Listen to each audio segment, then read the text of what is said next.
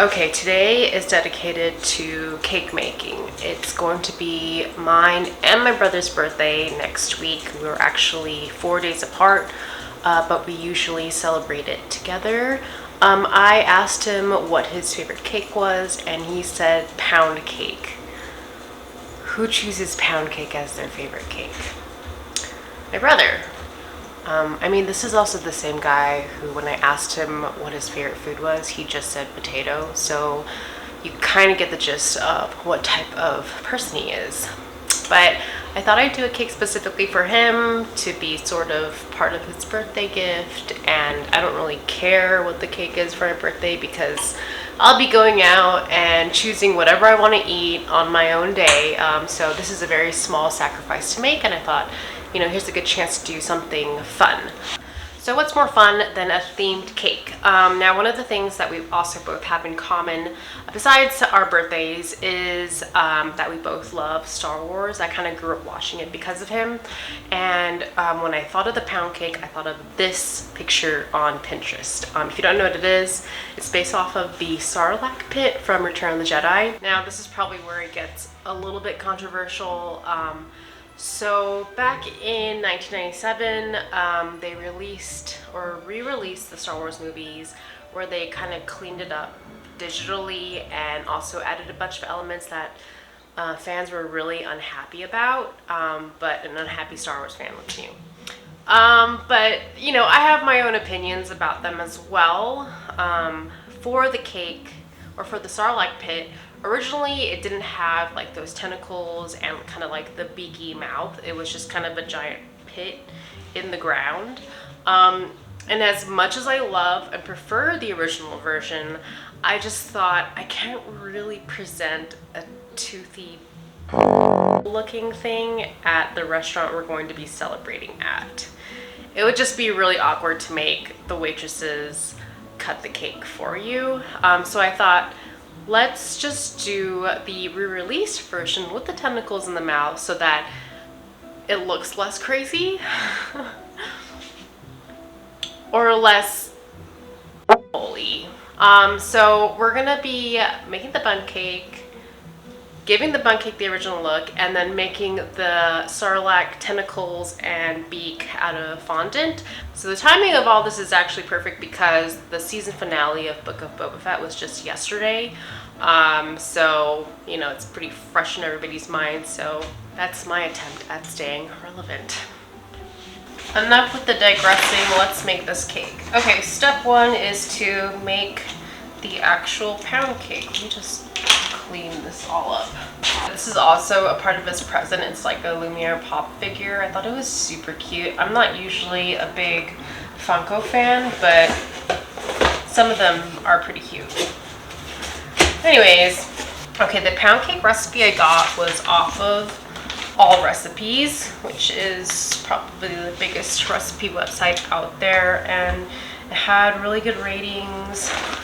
To be honest, I'm a little bit worried because I have to use this baby, and this is a Bundt pan. I've never cooked a Bundt cake before. Nothing seems more frightening to me than using this device. And this is a spray for the cats. You always need this if you have cats while you're cooking, because the sticking, you have to make it all go in one go, and I usually kind of spackle things together at the end, so this should be interesting. I also wanted to mention that the pound cake is just like a regular vanilla pound cake, but I'm also going to be using a few extra flavoring items, and the flavor I decided to go with was cookie butter or Biscoff. So I got the actual Biscoff cookie butter, and I got a pack of the cookies. I love these. I usually use them in like cheesecakes. Like I prefer these more than the like graham cracker crust. It's more flavorful. Okay, pound cake. The reason why it's called pound cake, if I remember right, is because it uses a pound of sugar and a pound of butter, and maybe a pound of flour. I'm not sure. So this is unsalted butter. I got a 3/4 pound of it. And then it asks for 3 1/4 cups white sugar.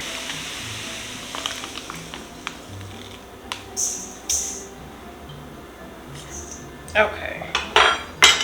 And we're gonna cream this together.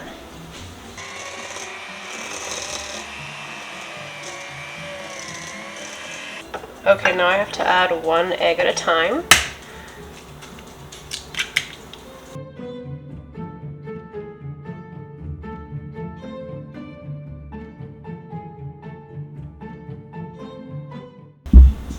Also, apologies for the mess in the back. I usually never have enough counter space. Oops, 1, 2.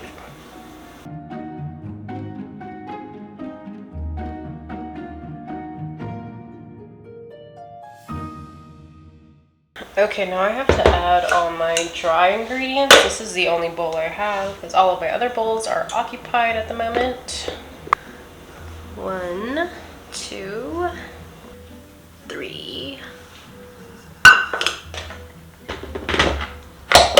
We got baking powder that we need 1/2 teaspoon of. And 1/4 teaspoon of nutmeg, which was kind of a surprise to me.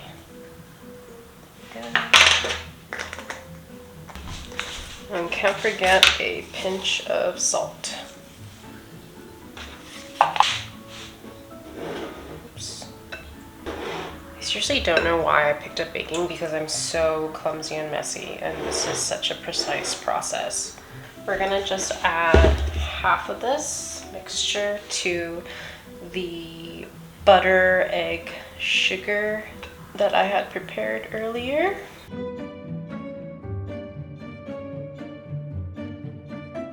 The recipe also asks for a full cup of milk, and I'll just add it at 1/2 at a time.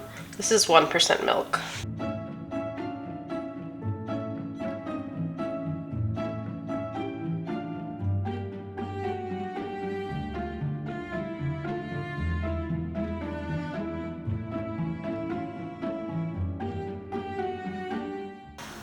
And there you go, I think.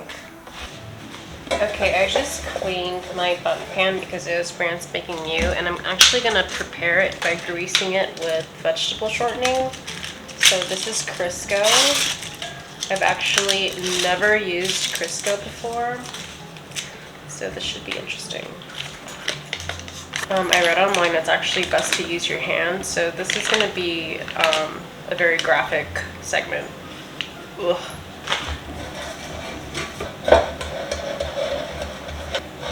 Alright. Not common in Korean kitchens, I'll tell you that. Okay, we got my batter, and it says to fill no more than 2/3 full. So keeping that in mind, I'm just gonna place it because it's such a thick consistency. If you've ever seen that one pastry chef on Instagram, I am definitely not him. Not that anybody would compare in the first place, but he is just next level. Okay, I think that's probably more than 2/3 full, but let's roll with it. Let's roll.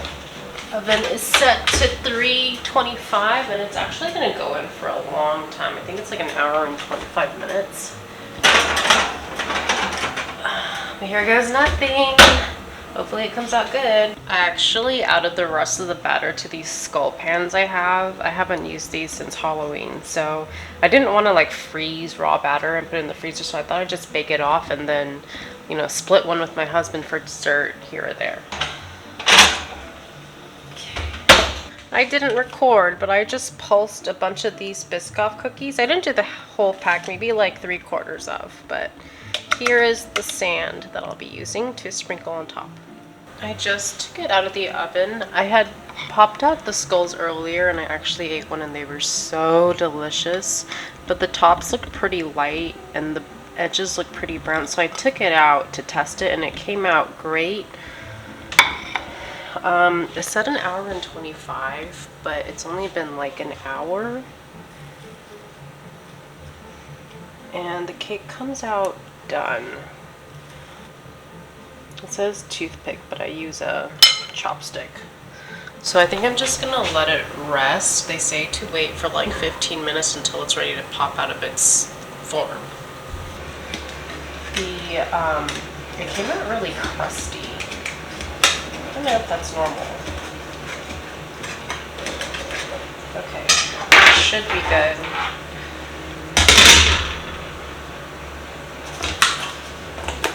Like this, actually.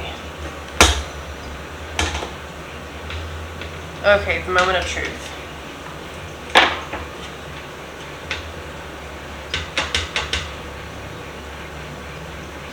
It feels stuck. Not bad. A little bit off the top, but really not bad. Okay, I'm just gonna let it cool completely before I start to do anything to it. 1 hour later. So the pound cake has cooled. I don't think I'm gonna put on the Biscoff cookie butter yet or the sand. I kind of want to get the inside structure down, and to scale, like this is how big Boba Fett is compared to the cake, so he's pretty big. So I want to make sure that everything fits right. So maybe tomorrow I'll kind of cut down the ledges a bit. I'll insert a picture here so you can see what I'm talking about. Like the ridges of its mouth, to make it more defined. And I'm going to be sculpting the Sarlacc's beak and tentacles out of this brown fondant that I still have left over. So for now, we're just going to work on the fondant.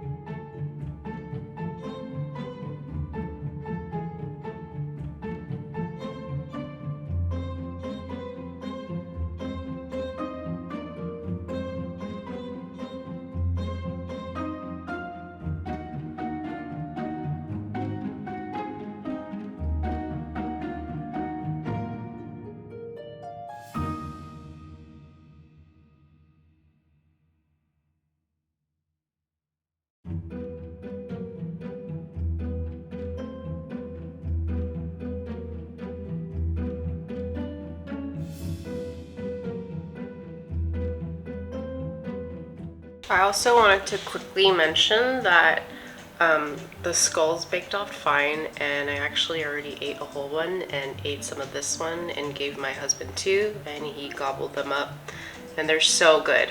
They came out kind of brown, but really that's kind of like the sugary crust. I think that's what really makes it, but really good. So I'm pretty confident that the cake's gonna turn out great too. Next step is to toast off these slivered almonds. I bought them bulk and they're raw, so we just want to toast them so they taste a bit better.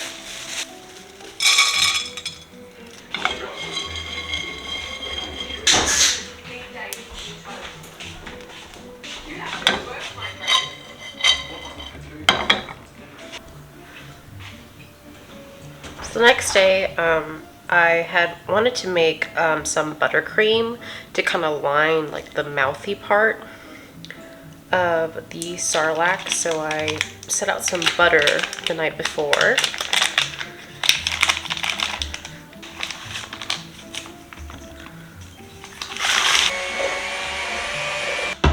So I only made a little bit, and I think I'm gonna try to add some cocoa to it so that it has some flavor and it's not just plain buttercream. Color isn't as dark as I want, so I might still add food coloring, but it definitely tastes more like cocoa. That was like no difference.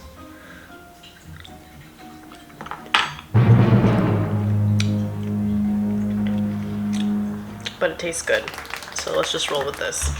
Put the cake in the fridge overnight to chill. When it's warm, it's really soft, so I thought it'd be best to wait a day before I finish decorating it. My turntable. You can get started on this bad boy. Oh, it's like hard. Okay, this might be kind of tough.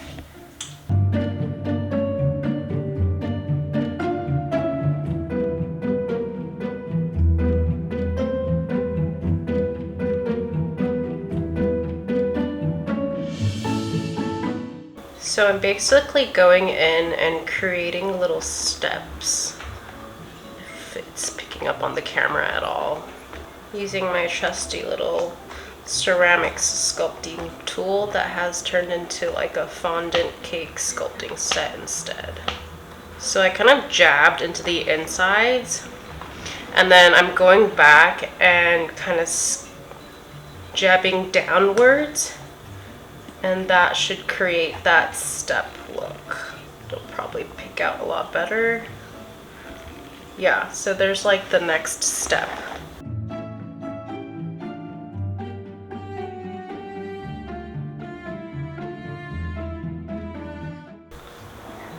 Okay, so the rings are complete inside. Now I'm gonna go back in with that buttercream. This chocolate buttercream I had just made. I think I'm just gonna go in with the same sculpting tool I used previously and just get in there.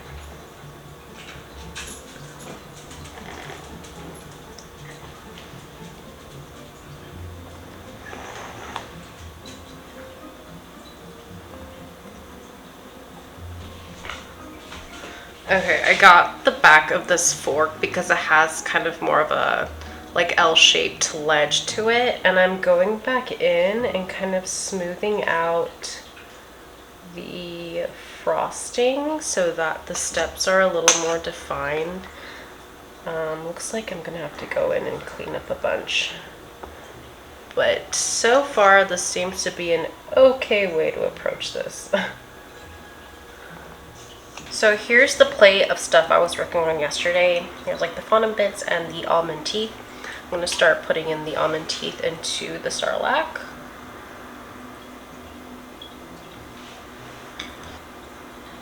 Whenever I start like a project, I always feel kind of nervous that it's not going to turn out right.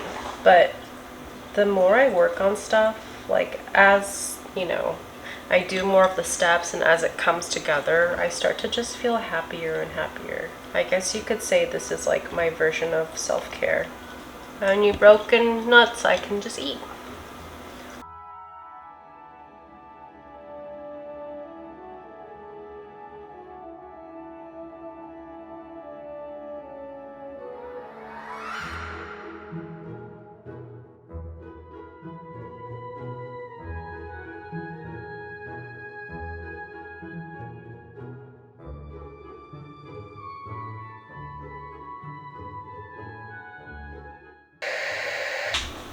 Quick break because we just got a package from Goldbelly. My husband had ordered a sandwich from New Orleans from this really famous place that I forget the name of.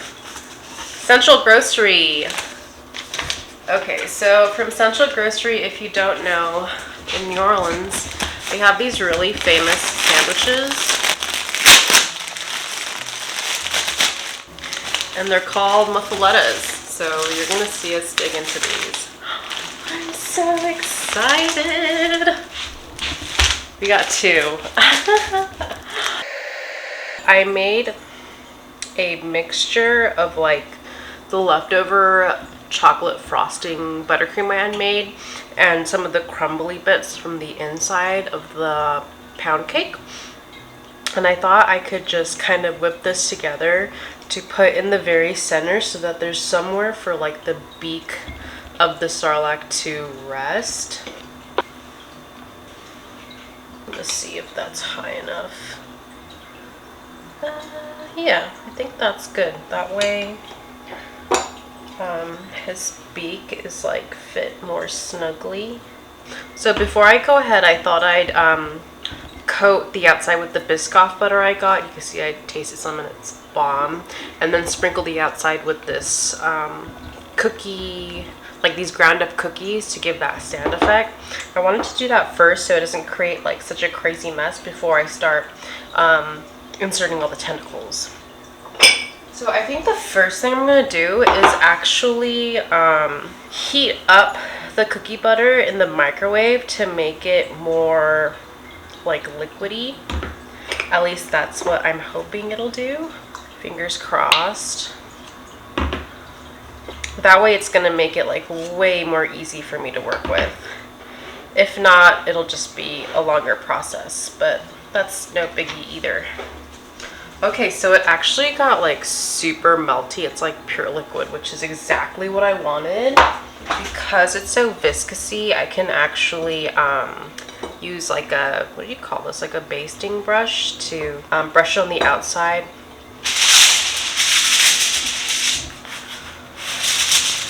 This is just to like make sure I keep my table clean. And then I'm also gonna try to cover like the opening so that not a lot of the sand goes into the center of the cake. I kind of want to make sure to keep it looking like this. And let's just do like a tester of it first. And then sprinkle the sand on top.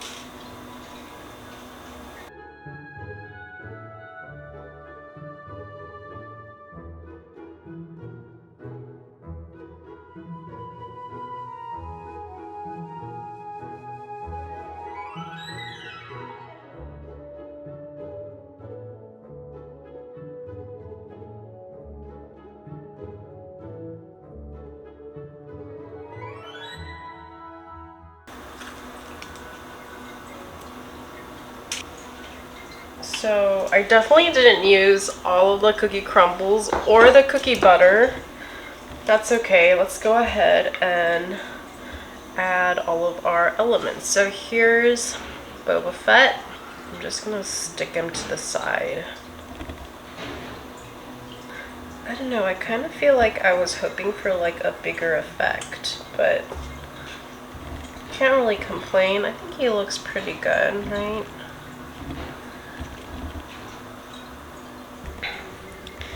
And here it is, my Sarlacc cake. I think it came out pretty cute. Honestly, I wanted a little bit more of a dramatic effect, but can't complain. Hopefully they like it and aren't too horrified or embarrassed that I brought this to the family dinner or lunch. But yeah, my Sarlacc cake complete with a Boba Fett. Okay, it is all ready to go, finally ready to box up, and we're going to be enjoying this tomorrow.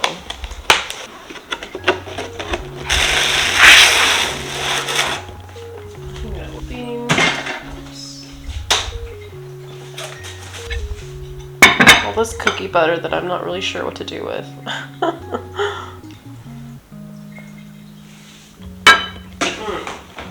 But I will lick the brush. Okay, so unfortunately I won't be able to try the cake. I did try some of like the little skull cakes from yesterday, and it was really good. I probably ate way too much like cookie butter, and I even ate a Biscoff cookie in the whole process, so I'm probably gonna have to eat a much lighter dinner. But anyways, I'm pretty confident with how it tasted. Pretty happy with how it looked. It's definitely one of my simpler cakes. Didn't want to go too wild because right now when I make cakes, I'm like touching the fondant a ton with my fingers. And I feel like I'm doing that because, you know, I'm practicing. Still trying to get used to like the materials I'm working with. So hopefully in the future I can do something crazier to gift to people or make to anybody who requests it. But for now I will be sticking to simpler things when it has to be presented to a bunch of people at once. But anyways, thank you so much for sticking through the whole video. Please don't forget to like and subscribe. It would really help me out, and hope to see you guys next time. Bye.